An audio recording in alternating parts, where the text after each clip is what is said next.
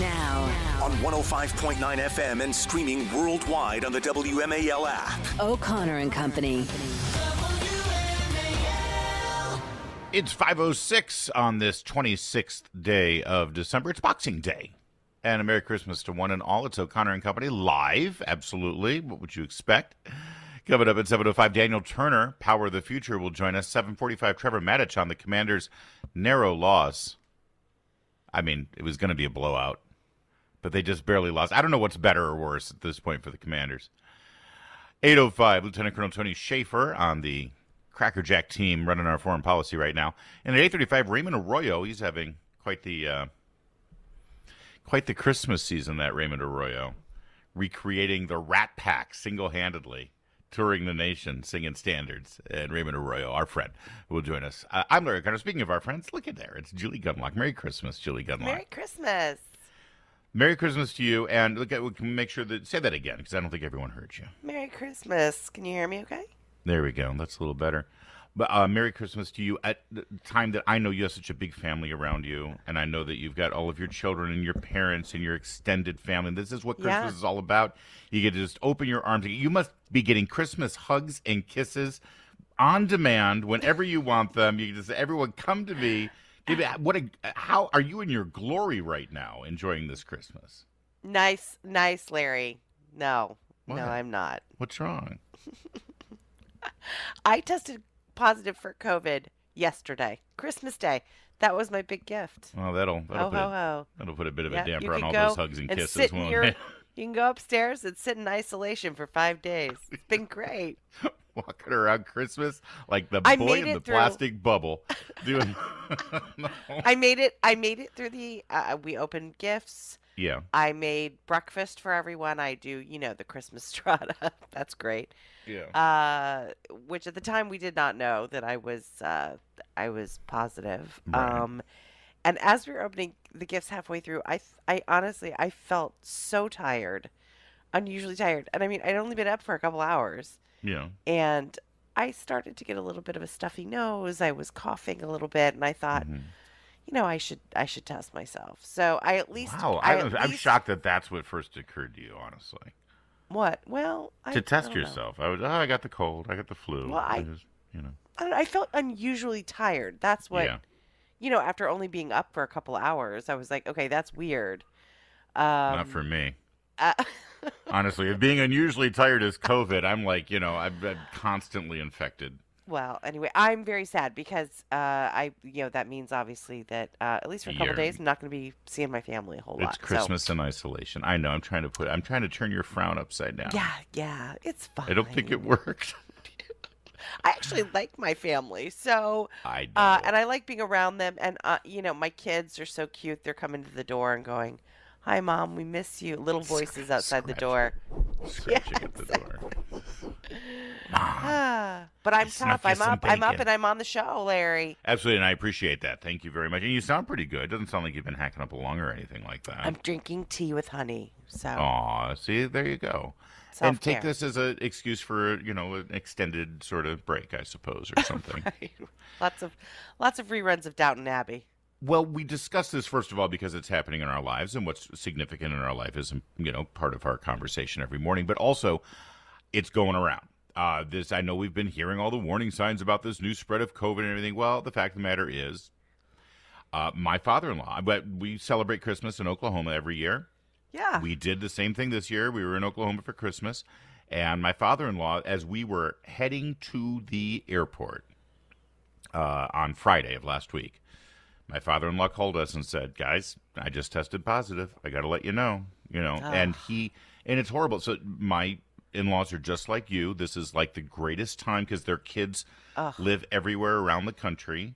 Yeah. And this is their opportunity to have them all around. They're very family-oriented, so it's not just the immediate family and their own children and grandchildren, but also, we have multiple get-togethers with all of their extended family who all live within like a 100-mile radius here in Oklahoma City. And we have all these events. It's an annual thing. Obviously, it's like no different than most families at Christmas time.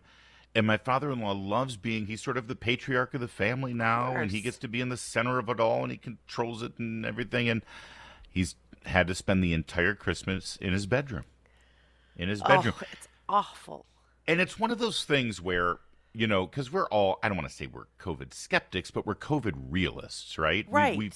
We've all recognized, like, yeah, we're all going to get it, and we probably will get it again, I suppose, although I still maintain the only people, actually, you're the first outlier, because most people I know who got it a second time got a booster boosted shot. And have gotten the vaccine again. And I know. And honestly, it's so funny, Larry, because one of my first thoughts is, do I have to turn in my good guy card here? Like, I felt like this sense of shame that I have it again. And and no, I'm kidding, of course, but it really, I was with you. I thought, I'm protected forever because I'm not one of those crazy people who got boosted a million times. But yeah, and I will tell you this. I had it way before. Oh, gosh. Larry, I don't even remember. That's right. You were one of the very early onsets, weren't you? I had it, and I did the show through it, just like I'm doing it now. And look, this is only day 2. I don't feel I'm tired. Yeah. But as you say, what's new? And I feel like I have a mild cold, but so far so good. It doesn't feel like the strain is as strong. But as you always say, I'm not a doctor. If you take medical advice from me, you'll die. Oh God, so take precautions, and Yeah, we're not giving you medical advice. We're telling you our own anecdotal experience with it and how we deal with it. And I'll tell you, I mean, again, my gut reaction is always, my father-in-law calls, well, I tested positive for COVID, and my gut reaction is, oh, that's cool, and, listen, it's a thing. We're all going to get it. Whatever. Let's just enjoy Christmas. Right. But then I realized, all right, a couple of things. First of all, my father-in-law has some pre-existing conditions that are pretty serious. He's had a couple of bouts of pneumonia, so it's like, oh gosh, are you okay? His Seriously, lungs aren't. Yeah. You got long-term lung damage from having pneumonia over the years. COVID ain't your friend, right? So we're worried about him in that case, and thankfully he's doing fine. His daughter, one of his daughters, not Meredith, but my sister-in-law, had heart surgery earlier this year, and she is susceptible to infectious diseases, and having a lung issue when you've got heart issues, not a good thing either. My son, of course, on the autism spectrum, it doesn't make him more susceptible to diseases, but because of issues with eating and drinking and things, he doesn't take medicine very well. So it's like, we got to make sure we protect EJ. Then, of course, a couple of the members of our family are in the military. And if you test positive, when you come back after Liberty and they may do a random COVID test or they ask you to take a test, the ramifications, if you test positive, can be a real bad domino effect for you in the military because there are protocols that get triggered immediately. Now, it's funny. My brother-in-law was like, "Ooh, if I tested COVID, he's in the Army. I could work from home. It's like having some time off. I don't have to wake up as early." Right. But Veronica, my daughter, she's like in her final months of nuclear power school to get on a sub. If you miss 2 consecutive days from nuclear power school, you got to take the whole thing over again. Oh, good God. So again, there was no fear of, this is the great pandemic and you're going to kill your grandma if you don't do something about it. That wasn't the issue. But our concerns had more to do with the fact that if you test positive, regardless of how sick you are, it triggers a bunch of automatic protocols that are going to be a real pain in the butt. Yeah, it's funny. Oh, and the other factor, my kids all left with their mother this morning on a cruise. So they're, you're about to go on a cruise ship and you've been exposed to COVID. All these things that are still in place, and so we had to play it extremely safe because of it. Yeah, well, my sister actually has it, and she lives in Iowa, and she had planned to come out, and I mean, for her, she didn't want to get on a plane, and and she said, it's not like you have to report it or whatever. Like I could have worn a mask and gotten on the plane. But for her, she just felt like it would have been massively. She worried risking infecting other people. Yeah. And also just then what? She comes here and she sits in a hotel room. So my poor sister has to be alone in Iowa. I feel bad for her too. That's terrible. So people are definitely getting it, and that's why we're talking about this as well, because it's happening to everyone. By the way, here's what's ironic about it. So my father-in-law, who doesn't have many symptoms at all, he cloisters himself in his bedroom all through Christmas, and because out of courtesy, he doesn't want to infect anybody, right? We go to one of our family gatherings, and one cousin, who will remain nameless, is there coughing and sneezing and in the buffet line getting food with the coughs and the blowing his nose, and we're all looking, and we talked to this cousin's parents and say, is this person okay? Oh yeah, he's just got the flu. It's like, right. You got the flu and you show up. Yes. Right. And potentially infect everyone. If he had COVID, it's like there would be no questions asked. You get COVID, you stay home, you don't do a damn thing. But the flu, it's fine. It's just funny. Got the flu. The best thing that happened to the flu is COVID. Yes. It's like, honestly, nobody even cares anymore. And you, in fact, don't feel like you need to stay home when you have the flu, which also kills people, FYI. Thank you. A lot. All right, let's, including kids, which COVID never did. It's 5:15. WMAL, traffic and weather every 10 minutes first on the 5s on this Boxing Day. I didn't even check because it's a holiday, but Jamie Whitten, is that you, Jamie? It is. Yay, Jamie's here morning. In the Indy Carpet Cleaning Traffic Center. I absolutely am. And I just want to reiterate, by all outward observance from you and my father-in-law, incredibly anecdotally, but even though people are catching it right now and people are coming down with it again, the COVID-19 or whatever number they're going to assign to it at this point, doesn't seem too bad, right? Does this feel better, worse, the same, different at all from the last time you got it? It's just day 2. I'm last night I was feeling pretty grim, but I feel fine this morning. I mean, I feel like I have a mild cold, and I think probably the number one thing for me will be I feel tired. But again, after what's doing new? the radio day 1, what's new? I mean, I've been off for a little bit, so who knows? But right now I feel pretty good. So that's true. Again, actually, I think it's a weaker strain.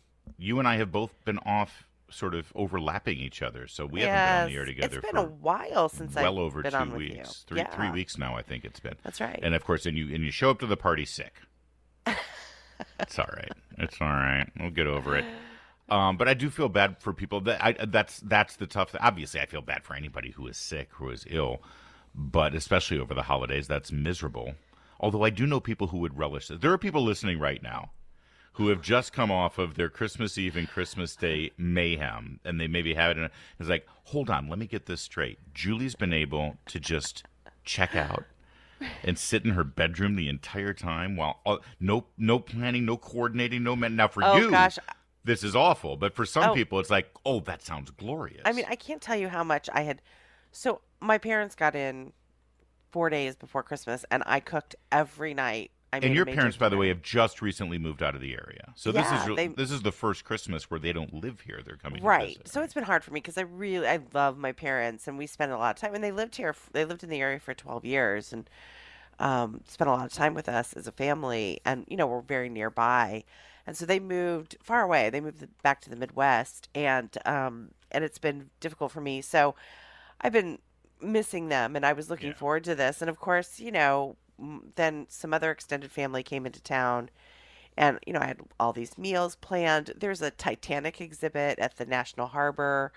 I bought tickets for everyone, and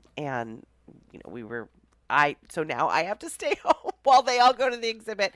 We do these things. It's like we see a movie, we do lunch. Then we come home and we, if we go to lunch that day and have a big lunch, we come home and have sort of appetizers, and there's You're a family who actually likes each other. Yes, we like each other. So there were, card games and board games and all sorts of stuff. And so I will be upstairs. You'll be upstairs in your tower. I'll just say I am a bit of a ringleader. I sort of try to organize things. This is good for you. You need to see that Christmas can happen without you. Stop. Why? For what reason? Let me rephrase that.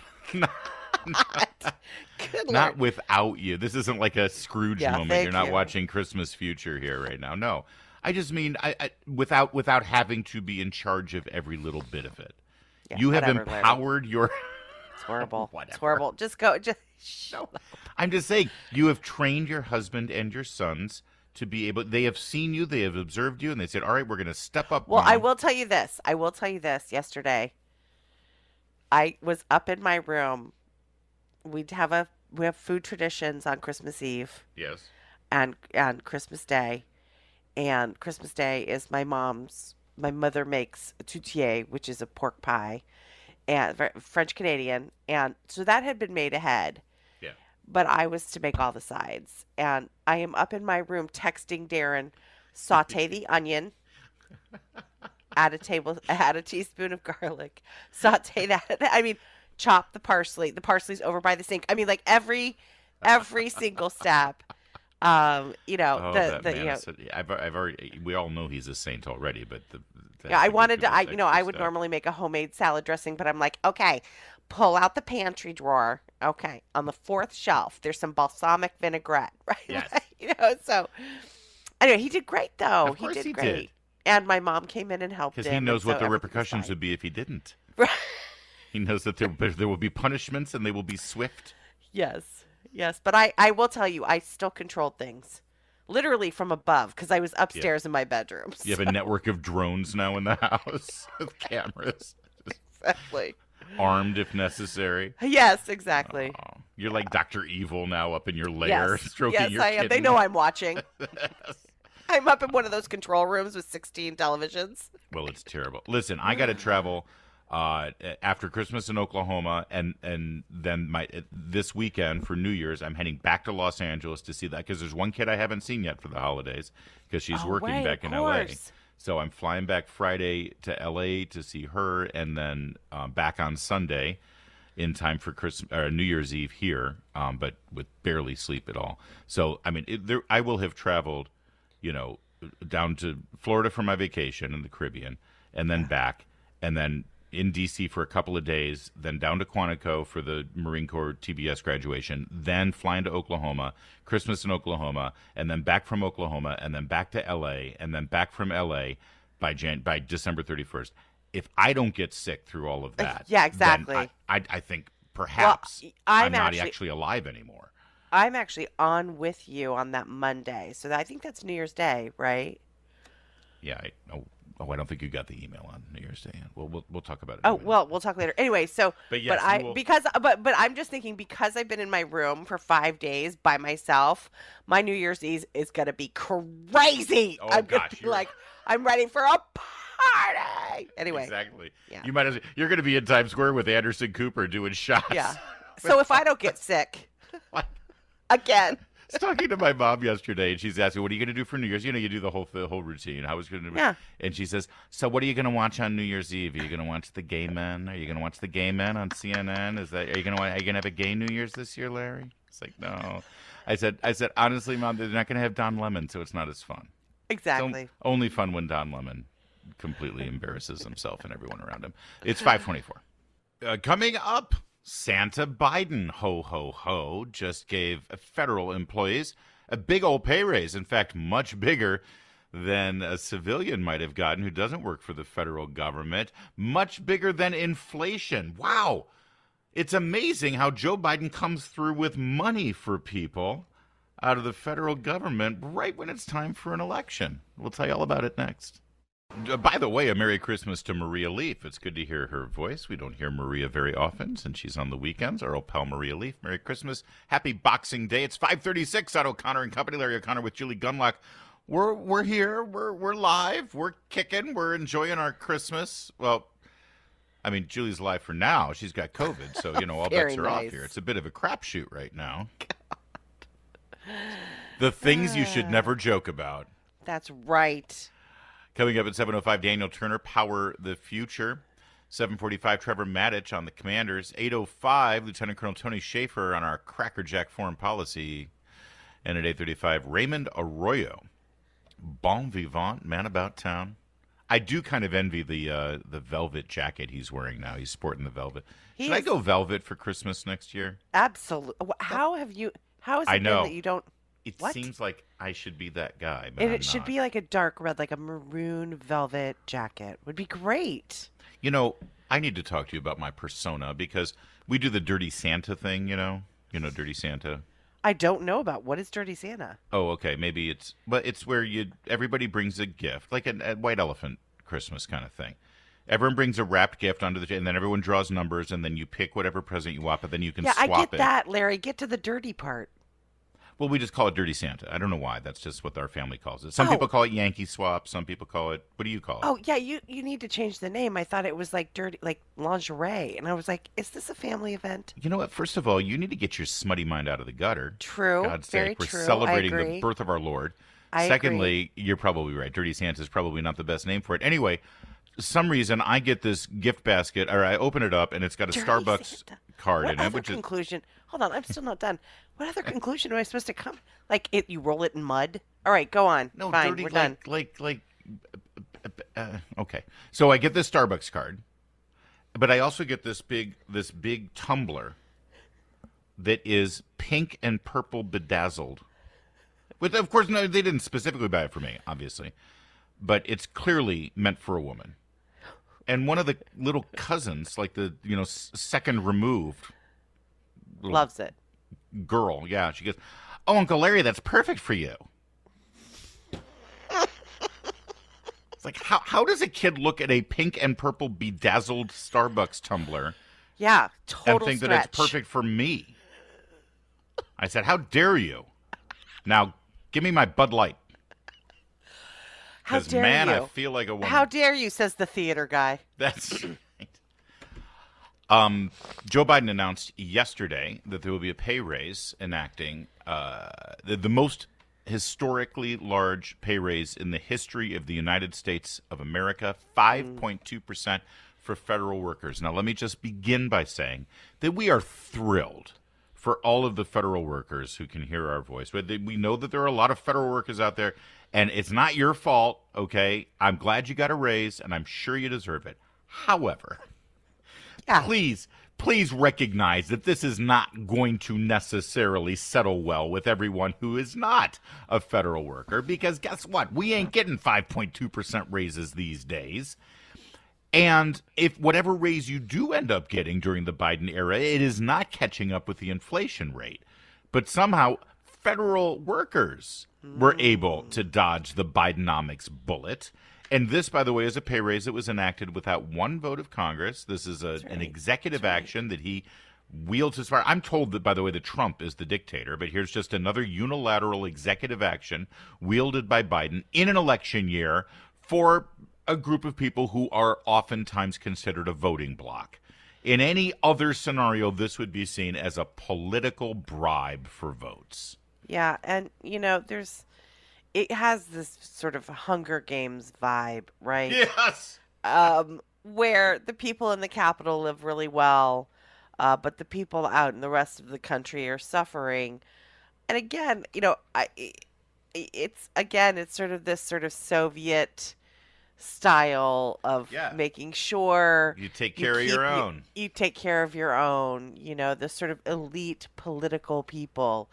It just doesn't pass the sniff test. And again, yes, obviously we live in Washington, D.C., where all of these people benefit from this. So I'm happy, and I'm sure there are some listeners, and I'm happy that perhaps On a personal basis, I'm sure it's a great thing for them. Yeah, well, and look, we all need to keep up with inflation. I mean, it has been, and there is no other time except, Christmas time when you realize, wow, this is tough. It is really, and look, I mentioned that I cook for my family. My grocery hauls this last couple weeks have been significant. That's why I did a lot of shopping at Aldi and Lidl, to try to cut down on that. But it's difficult. So yeah, happy for people who got that raise, but there really is this sort of sickening Hunger Games feel to it. Well, and it caps onto another announcement earlier this week. Joe Biden went to Wisconsin and gave a speech. I'm quoting him here. "I went to the Supreme Court to eliminate student debt out there. And guess what? The Supreme Court ruled against me, but I still got 136 million people's debt relieved." Now, first of all, I don't think that fact checks out. But secondly, he's bragging about the fact that he defied a Supreme Court order calling his student debt relief scam an unconstitutional nightmare. And he's bragging about the fact that he circumvented their decision anyway and continued to dole it out. And one of the groups that got student loan relief were federal workers. He was able to do that, again, as president. He could just say, well, for federal workers, we'll go ahead and do this. And that has yet to be challenged, I guess. But again, you're a federal worker. You're getting your student loan debt relieved, even though the Supreme Court says the president can't do it unilaterally. You're getting a 5.2% pay increase, which outpaces inflation, which is nothing that the most civilian, non-federal employed private sector workers are getting. And Biden keeps doing this. And here's, you know why he does it, Julie? Because it works. Absolutely. It works. Yep. Yeah, and that's actually, frankly, the worst part. I don't expect anything from Joe Biden or the Democrats, but I expect more from the voters. I guess I should stop that. Well, I and should again, expect this is more from people. You know, we've been talking for a lot of months now, actually more than a year now, about this deployment of Marxism into our country and sort of normalizing Marxism in our country. And frankly, this kind of giving federal workers a 5.2%. It is a gift to the nomenclature. It is a gift to these higher classes. And we're seeing a shift in these class systems where your class is based on, sort of party membership or your place in the government, right? Yeah. And that's a shift that we've seen, again, towards Marxism in this country. You kind of get an eye roll when you mention some of this stuff, but all of this gender studies and gender theory and race theory that we're seeing, this is all part of this Marxist thought process. And this too, giving a pay increase to the elites in the federal government, not the regular working people. This is just another sign of that. It's disturbing. 544. 547 now on this Boxing Day. And, well, if you enjoyed Christmas and Christmas Eve like most people in America, and certainly most people in my social media circles and actual real social circles, you enjoyed it with a little Die Hard. The debate over Die Hard being a Christmas movie or not seems to be dead. I still stand by the fact that since it was released in July, that makes it hard to claim that it is a Christmas movie. Yes. It is a movie that is based at Christmas time. I will concede that. That's an obvious fact. Let's just say that whoever released this movie, I don't have it in front of me. I don't know what studio released it. It was 20th Century Fox. I know this because the Nakatomi Plaza is actually the headquarters of 20th Century Fox. Okay. They made a big mistake. They could have had a major marketing moment if they had released this around Christmas, but they didn't. So that tells you. Why they didn't? Oh, because it's a summer everything. action movie and not a Christmas movie. That's right. I recognize. I've that's lost my the point. debate. I'm not gonna be a dead ender. I'm not gonna be like some Japanese soldier sitting in a cave thinking the war's still going on. The point I'm making is you should actually, when you ask this question, look at what the studio intended. Yeah. Clearly. Julie, you're using logic on these people. These people who determine They're insane. They're they insane. just love the fact that a movie with Bruce Willis killing a terrorist and shooting it up and blowing things up is Christmas because according it's just to them, anytime Christmas is mentioned in a movie, even once, it seems that way. I know. Yeah, it's a Christmas movie. They're stubborn, really stubborn. That said, everyone was enjoying. I only do this because I know now we're going to just see nothing but people yelling at us on social media for the next 3 days about Die Hard being a Christmas movie. It's fine.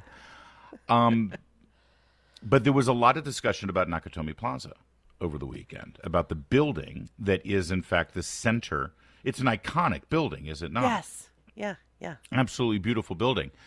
And the people were like putting out pictures of it. I do like the fact that on Christmas Eve, at various times, as you look across Facebook or Twitter or whatever you use, Instagram, people will post screenshots of, hey, something's going on over at Nakatomi Plaza. Breaking news alert, as if it's happening in real time. Right. And as if Nakatomi Plaza is an actual thing, which it is not. So it was fun to see that, and I hope everybody enjoyed their Die Hard Christmas holiday season. My The kids baby still Jesus. have not seen it. My kids have not seen it. Your kids haven't? You need to do that. I think it's time. I waited a while myself. They're going to be really freaked out that Severus Snape was really the bad guy. After all this? Oh. It is a great movie, and it's fun for Christmas if that's your tradition. I'm happy for you. I am. All right. What made me kind of chuckle is I don't think I've ever revealed this before, but Nakatomi Plaza, as I mentioned, was the former headquarters of 20th Century Fox. It was in a part of Los Angeles called Century City. Yeah. Which used to be the 20th Century backlot. So I'm going to give you a little backstory here. Okay. If I could. Do you mind? Because No, what am I doing? I'm just sitting here having a hard time breathing. Go on. 20th Century Fox back in the late 60s, had a huge movie called Cleopatra with Elizabeth Taylor, Of course. right? And it ended up not doing well. I mean, it was a fine movie, and it sold a lot of tickets, but it was so over budget and so overpriced and so Yes. and But she so was a nightmare. historically accurate. Yeah, exactly. They ended up losing a ton of money, and to pay off the debt, this is back in the day when you couldn't just release crap in China and make all your money back. Yeah.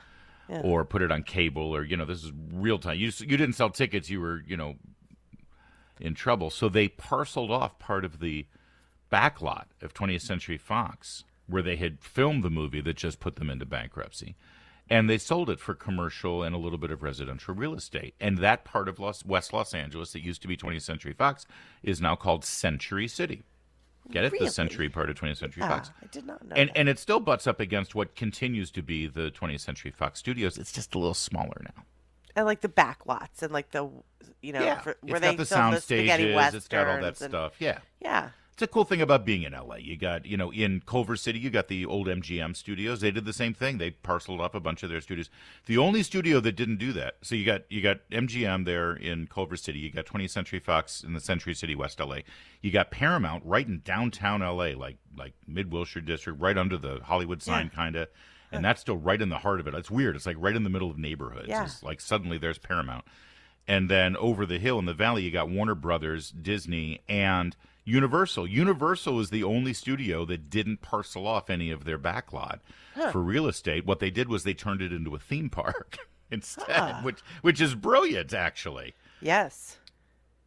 So Century City, what ended up becoming the new headquarters and executive offices for 20th Century Fox Studios is the building now known as Nakatomi Plaza. Nakatomi But Tower. here's what Nakatomi Tower. Oh, well, the tower is the building, and then the areas, right? There's a plaza. Okay. Here's what you don't know. 2 fun facts about it. The first is I used to work right across the street from Nakatomi Plaza. The theater that I managed in Los Angeles, the Schubert Theater, which is now gone away, it's been torn down. But back in my old life, when I was in the theater business, my theater was it was catty corner to Nakatomi Plaza. So every day when I went to work, I would drive past Nakatomi Tower. Really? And- okay, so and- wait. I don't mean to age you. No, we must have been teenagers. It was when that in the movie 90s. was- No, it's through the 90s. No, wait. I Were was- they I was very- filming? Were they filming that?